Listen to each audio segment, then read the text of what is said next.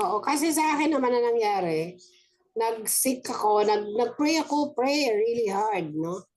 Nag-sick, kumatok, lahat yan ginawa ko. Kaya lang merong, yung sinasabi nga ni Bishop kanina, very mysterious ang kanyang sagot.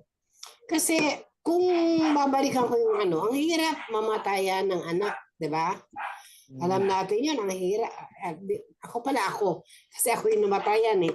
Ang hirap mamatayan ng anak, lalo na kung 31 years old na. At the prime of his life. Marami pang magagawa. May family. Lumalaban siya sa sakit niya. So yun ang pinagpe-pray ko. Yun ang pinagpe-pray ko araw-araw.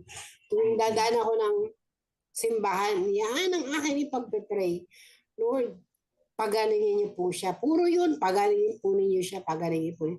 At totoo naman, sumasagot si Lord. Hindi nga gumagaling, na-extend lang. Hindi siya. Na-extend lang yung buhay niya. Pero, bibigyan kanya ng palaisipan eh. Bakit parang isang taon na ako nagpe-pray na yung anak ko nakikita ko, pahirap ng pahirap. Padagdag yung agony niya sa ano niya. Pero nung nagsabi ako ng, Lord, nahihirapan na ako tignan yung anak ko. Kaya ikaw na lang, yung will mo na lang kung anong gusto mo.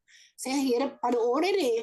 Mahirap panoorin yung hindi ka na nakikilala, hindi na nakapagsalita, ang dami ng mga saksak. So, nung after na sinabi ko yon, siguro after 1 week or wala pang 1 week, nag-expire siya. So, minsan tama sabi mo, Brother Aldrin, i-aanohin natin yung prayers natin. Kaya nagkaroon ako ng mga sagot dun sa tanong ko. Sabi sa akin, kilala niyo Bishop si Father Efren, di ba? Father Jesse. So, sa Kristan nila yon. Sa Kristan nila si Theo, si Father Efren, si Father Jesse, sa Kristan nila yon. Kaya sabi na, alam mo, Emily, kinuhanan ni Lord yan para hindi na magkasala pa. Ibigay mo na. Bigay mo na.